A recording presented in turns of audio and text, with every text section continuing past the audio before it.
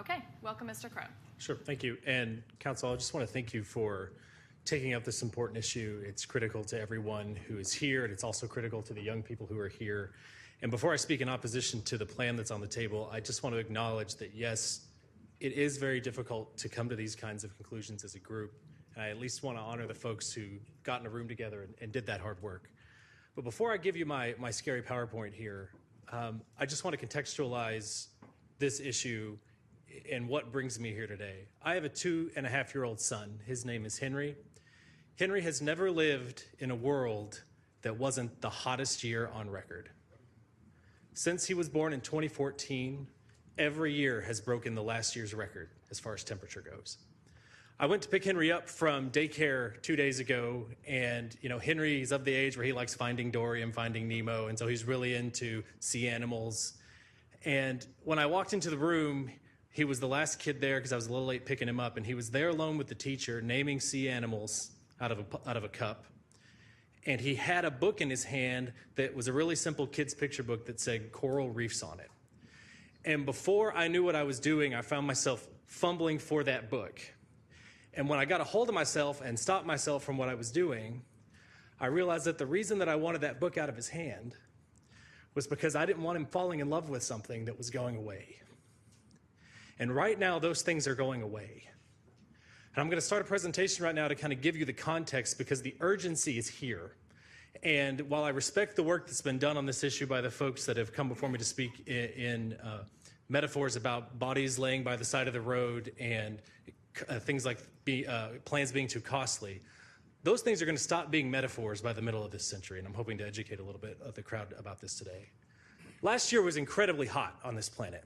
You're looking at a map of the temperature anomalies across the globe for the year. That was the hottest year on record.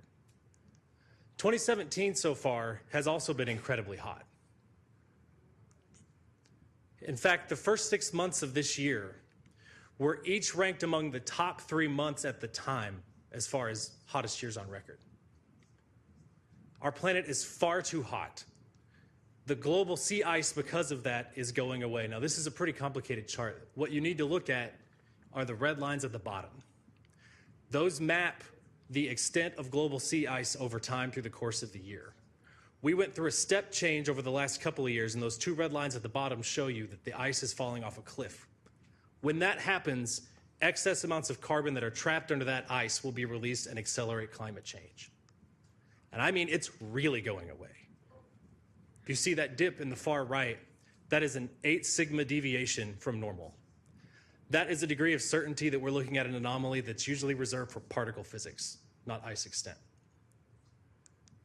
Now, just one example of what it will mean to miss the global targets on climate change for Austin. I want to read to you an excerpt from a recent study that said that if global sea average rises by 1.8 meters, and that is a very middle of the road extrapolation on 2 degrees centigrade, the biggest net population gain would be in Texas, and this is population gain caused by flooding away from the coasts.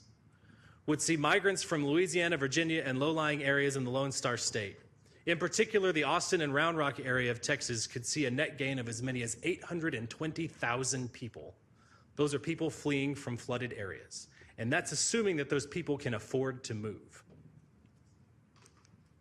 And according to the study, only the wealthy households with incomes greater than $100,000 will be able to remain in coastal areas because they can afford to take the adaptive measures there. The poor people there won't be able to migrate, but I question, based on the experience of Hurricane Katrina, what that means. If you can't afford to migrate, what that means when the floods come.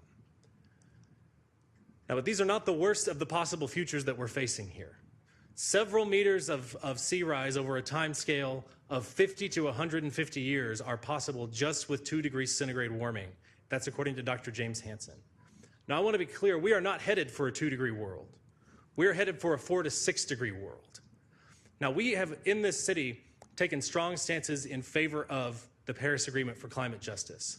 And we have said in the course of those agreements that we were going to undertake rapid reductions in accordance with the best available science on the basis of equity. That's incumbent on us as in this city.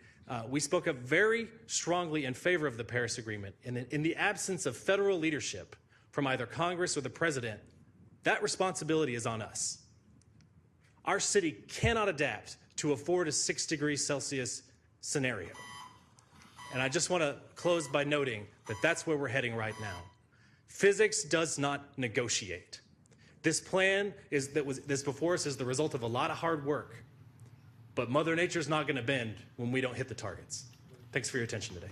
Thank you.